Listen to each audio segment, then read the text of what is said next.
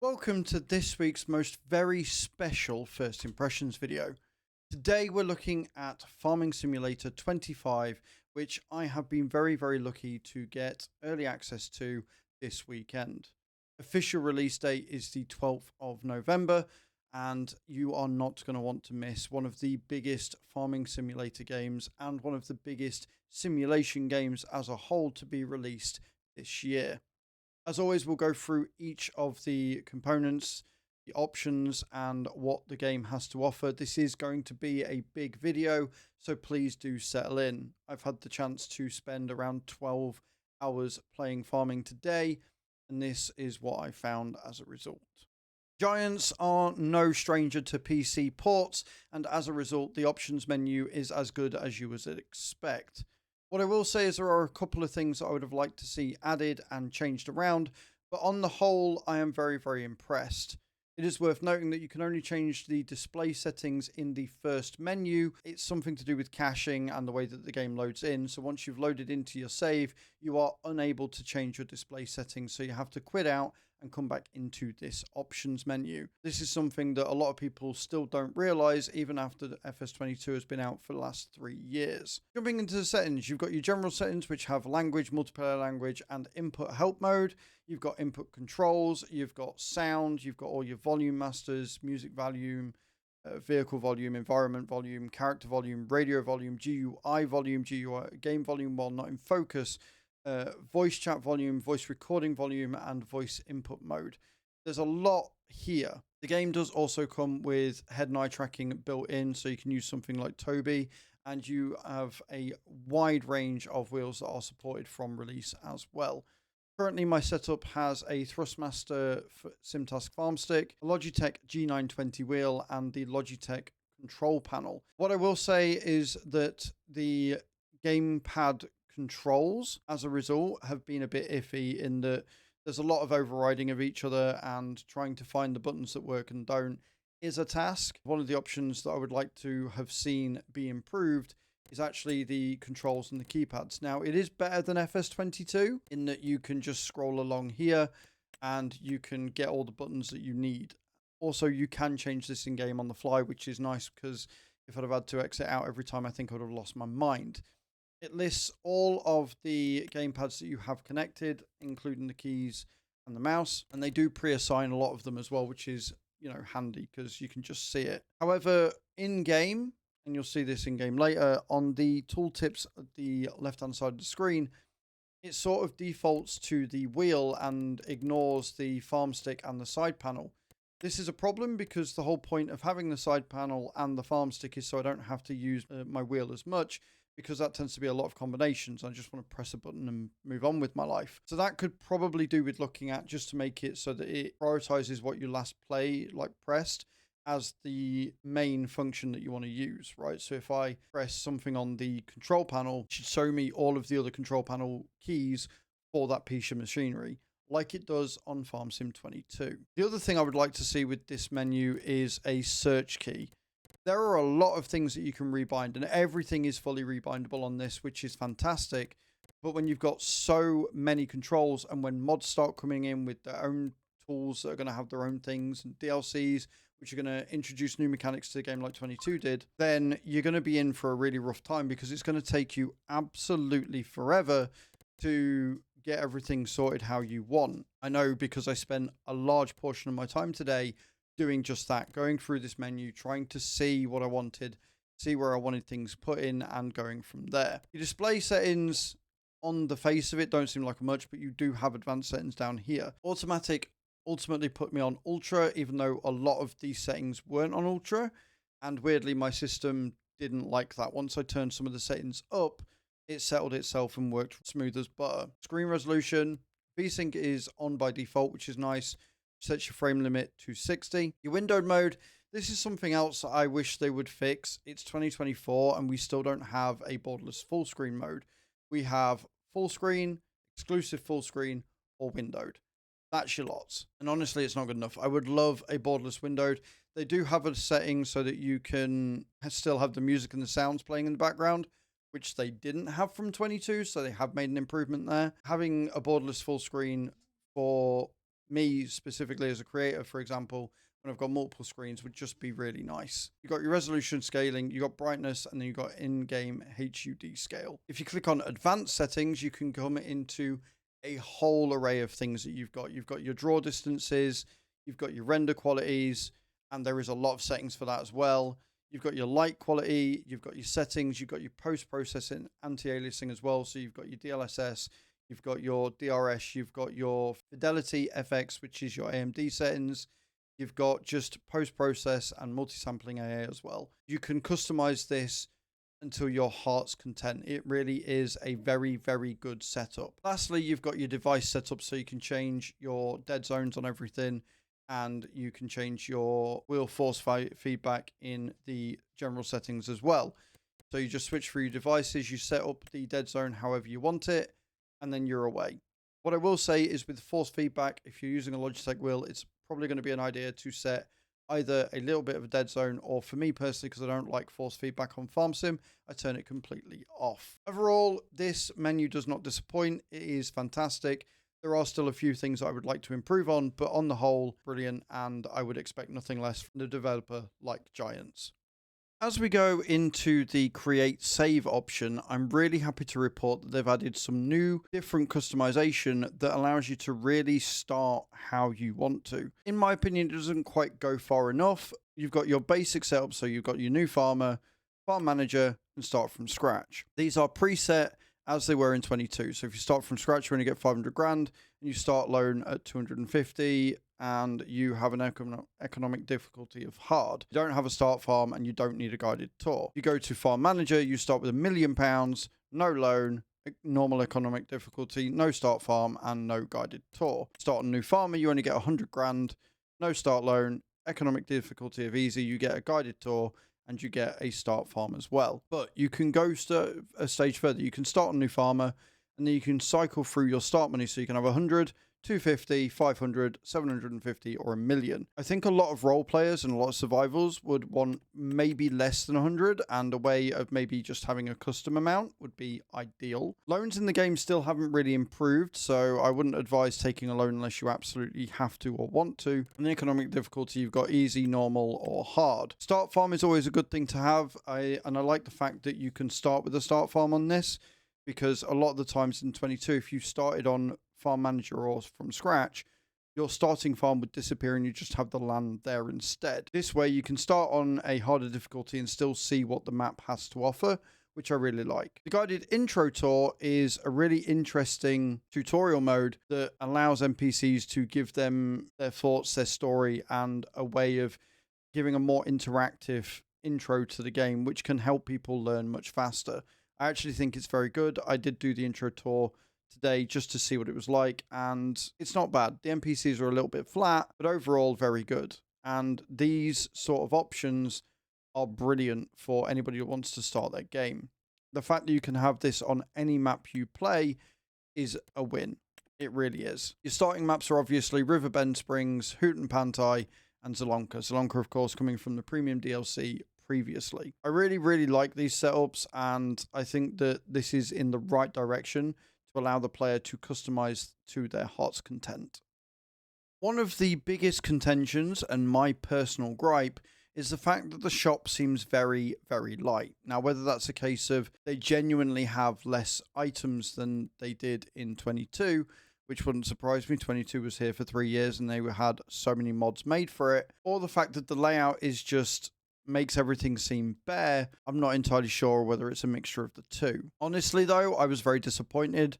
There was a lot of equipment that was in base game of 22 that isn't in here. We've had some word that there might be some more added as mods or content down the line, but if you're coming in and expecting tons and tons and tons of machinery, you're going to be kind of disappointed. I know I was. A lot of the items and equipment that they say and they advertise in the game, the 400 bits of machinery and the 150 brands, a lot of that is consumables and small items that don't really have a huge impact. Now, they say they wanted to make sure that the gameplay was good and everything like that, and that's a good focus to have. The way that they've advertised it definitely makes it feel like you've been punched in the gut because you're expecting one thing and you get something else. The fact that they keep using plurals here, for example, is a great display because there only is one of each. You've only got one spinach harvester. You've only got one green bean harvester. You've only got one pea harvester. So the fact that they're using plurals here when there aren't any added yet doesn't feel great. Not only that, but rice especially, you're going to be limited to small fields because they've only got the one wet rice planter. They've only got the one wet rice harvester. And it just definitely makes you feel like you're backed into a corner with what you may want to do. Now, we're early days. The game hasn't even fully released yet, and there will be mods coming. But just know going into this that if you want lots and lots of really cool machinery, you're going to be very let down. Some brands and some notable things I noticed that weren't here. There aren't any JCBs outside of the wheel loader, and there's only one of those. One of my favorite tractors in the game was a medium, which was the JCB Fast Track, and the 4220 and the 8330. Neither are in the game. Another favorite that I noticed wasn't in the game are there's only one Challenger. There are no of the big Challengers. You've only got the 1100 MT for the triangle tracked tractors and the 8RT. It just feels like there's a lot that's missing. It feels like it's very light on the ground, which is a shame. I also am not a huge fan of the way that they've categorized things because you get things that come up 2 or 3 times. So, for example, you've got seeds down here, but then you come down to your objects, which is down at the bottom, and you can see all the seeds and everything else again. And this happens over and over. Now, I've had a word with Giants, and the reason why is because I wanted to make it so that it was more relatable for newer players, so that they look in forestry, they can see saplings, etc. I did ask if they would maybe make a hardcore mode or something, where if you start from scratch, you don't get the saplings here, you just get everything in your objects down here, just to make it a bit more appeasable for long-term players that don't like things being repeated or feeling cluttered. Just my opinion. They did say that wasn't really possible though. You've then got your packs down here, which is nice, and you've obviously got all the brands down here. Again, some of them just feel a bit, I don't know whether it's because of the empty slots here, but it feels, again, very light on the ground. You've only got Oxbow in the O's and stuff like that. Now, obviously not every brand is going to be in the game, but I feel like it just makes it feel more empty than what it is, and it might just be a visual thing. The discount store is back. However, it is exactly the same from 22, and that's a bit of a shame. I would love to see an advancement on this, different ways, different, seasonal sales, different brands where you can go and get a discount on a brand if you go to a brand shop in the map, for example. There are so many things that they could have done. Lease to buy still isn't in the game either, which is a bit of a shame. I would love to see that, and as said before, loans work exactly the same in 22 as well, which again is a bit of a shame. You then got your mods and DLCs here, which you can see everything that you've got. And then you've got your others, which is your animal dealer, your wardrobe, which you can access from anywhere now, which I really like. You've got your construction menu, which I'm happy to say is very, very robust. You've got a lot more sheds and silos and things that you can go through, lots of different options that you can see. And you can actually see what they look like better. And you've got this big block here, which makes it very easy to see what's going on and how it works, which is, again, very new player friendly. So you got your silo extensions, you got your constructibles. These are your houses that you can have, that you have to do something very similar to Silver and Forest back in 22, where you gather the materials and then you build the house. It's not the only time this happens. There are community challenges and stuff within the game where you have to build things up. So it's good that this is like an introduction, and it's a cheap way of doing it, because if you go in and buy the farmhouses, as you can see, the prices are much higher. You've also got tools. And I'm very happy to say that the pressure washer, you can actually move now. It's not just a placeable. You can buy it from the shop as well, or you can buy it from here. And then you run up to it and you press the button to enter your tractor, and you can drive around using your steering wheel if you're using one, and your accelerator pedal, and you watch yourself walk around. It's really nice. It's such a small touch, but it does make a big difference. And then you've got all your containers as well. Your factories on the map, you have a number of different of the same. So it's not really improved or increase the amount of productions you've got per se, but it has given you way more variety. You've got 3 different dairies and grain mills and stuff to choose from, and a number of different shops and sizes that you can do as well. So you can buy the smaller ones to run sort of like a smaller operation, and then you can expand to the big ones later on as well. Your animals, you've got a number of different pens here. You've got new animals added as well. So you've got your goats and your water buffalo and everything else like that. And everything is pretty much set up as you would need it to be, with many different pens and many different sizes. And I'm happy to report that a lot of the pens do actually hold a decent amount of animals. So you can have ones that hold not very many and ones that hold quite a few. Another change is the bees. The bees had to, or you could have beehives that were £20,000 to buy, and they would hold a decent amount. Now it's only going to cost you 3,000. It doesn't look like there anymore, so they've downscaled that on this one. You've still got your pallet, and it also looks like the beehives specifically are done to a country theme. Almost, depending on where you are, depends on what beehives you're going to want to use. And then, of course, you've still got your doghouse, so you can still get a wonderful farmhouse dog. Lots of decorations again, many fences and things like that, which are kind of cool. You've got all your different lights, and you've got things like windmills and stuff. Are generally just decoration, but they still look really kind of cool. I would like it if you could open the garage door a little bit, but hey, it is what it is. They're very cute. They're not very expensive, and they can definitely beautify your farm. I've not tried any landscaping yet. I am a little bit concerned because it looks exactly the same as 22, and landscaping in 22 was horrendous. At least it does show you how much it's going to cost you to do each bit. And then, of course, you've got your sculpting as well and your painting. You've got trees that you can put down, and you've got plants that you can put down. Overall, this is a vast improvement on the old construction menu, and I am very, very happy as a result. The map itself is very detailed and has a load of new features, which some of them are absolutely fantastic. So this is Riverbend Springs, and as you can see, there's lots of little fields. They are tiny fields, as is often the case with base map, but you do have the ferry over here, and you do have a number of different features and things that you can go to. The map itself is rather large. You've got lots of forestry area. You've got your big ferry that you can use to ship stuff to neighboring lands. You've got lots of fields you can get. My one gripe with this is the same as we had with the fields on 22 when the base map's released, is that they are extortionately priced. If we go over to your farmland here, you can see unowned, currently selected, and my farm. If I select field 7 here, you can see that it would cost me £185,000 for 3.1 hectares. To put that in perspective, on Zalonka in 22 when premium released, that would have cost me about 20 grand for the same size field. What I do like is the fact that you can actually see the field size now. It's such a small change. It's not going as far as field info on 22, but it is a step forward, and it does help you to realize the scale of the land and everything like that. So yeah, 3.1 hectares, nearly 200 grand for that one. Go to this one, it's 3.7 hectares, 225 grand. Like, they are very, very expensive fields, so it is going to take you a while to sort of conquer the entire map. Your calendar hasn't really changed much. If I'm honest, they've changed the color coding a little bit, and you've got your weather built into the calendar as opposed to it being a separate tab, which just keeps everything nice and tidy.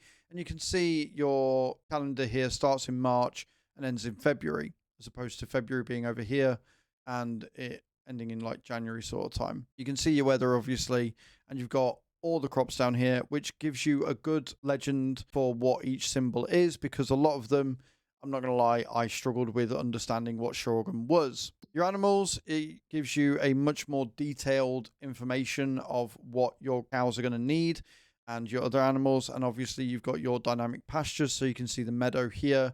You know, you can give them TMR for maximum effectiveness. You've got your health and your reproduction and your productivity and your water and everything here, which is kind of cool. Contracts are massively improved, although still not 100% as I'd like. There are more contracts, there are more different types of contracts, and they've split up things like baling into just wrapping or mowing or just baling themselves. So depending on what it is you want, the jobs aren't going to pay as much because they are separate, but it's also not going to be as long and tiresome as baling was in 22. Don't get me wrong, a lot of people enjoyed baling and baling contracts. The fact they've split it up is just nice. It gives you more jobs to do. And I'm happy to see that the contracts there's tons of them. They're not running out. They're not disappearing on me, which is nice. And they've brought some of the jobs in from Silver and Forest. So you've got things like deadwood, logging transport, and your stone crushing. They've also included stone picking.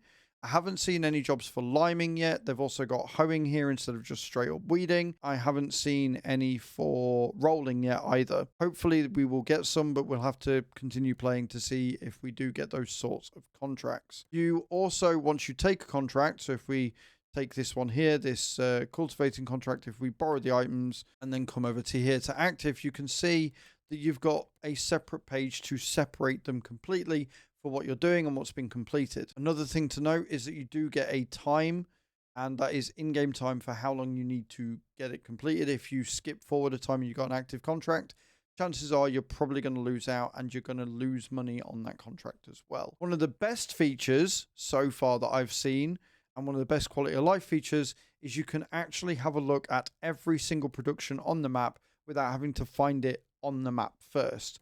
Not only that, you can see what each of the productions take, which means that as mods come out, you're going to be able to see if there are any unique crops or anything that's different to standard base game, which is fantastic. The fact that you can see this and see what it stays and what it runs is brilliant. You can see everything.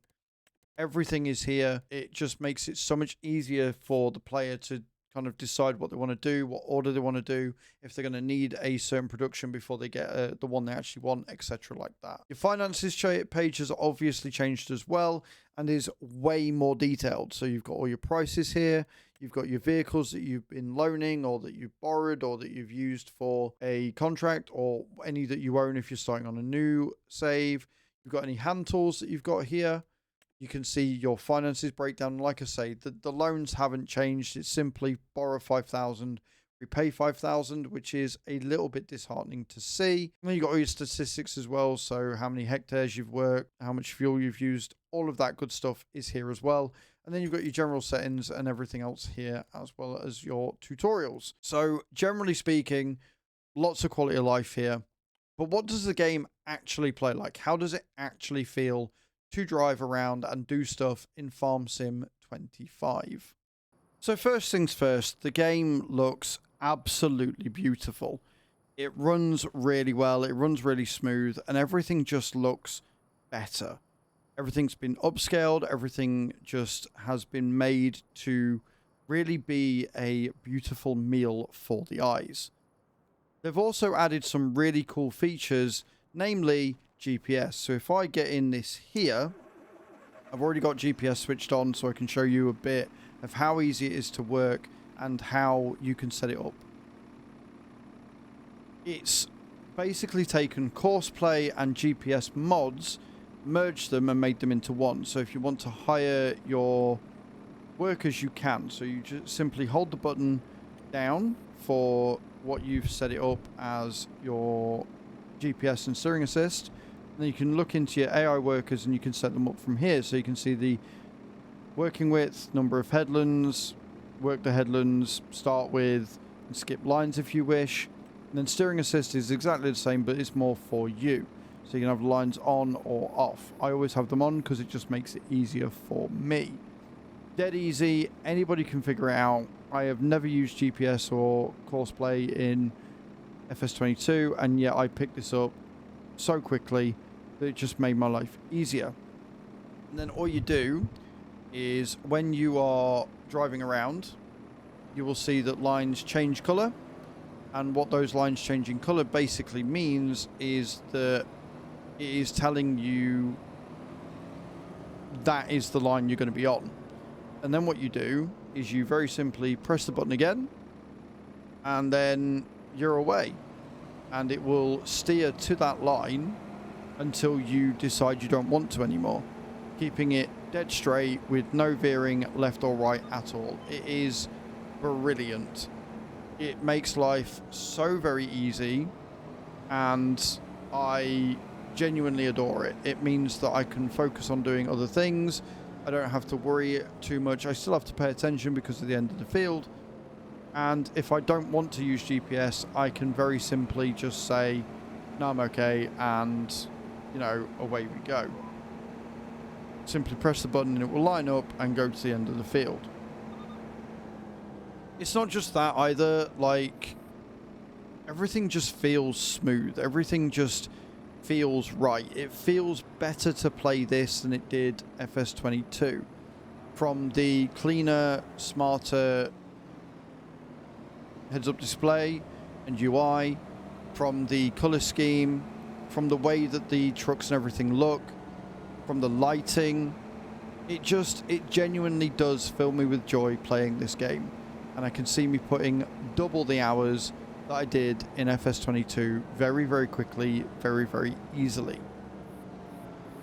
A lot of the buttons and stuff from the previous game are still there, and as you can see here as well, we do have land deformation and dirt on the roads and things. It's all pretty much what they promised, and everything that they've teased us with is here, with a few extras thrown in that they didn't tell us about in the first place. Sounds are all good. Everything just works, and I think that makes me forgive the severe lack of tools and equipment, because they've made a game that does work on day one, that they're not going to need to extensively patch out.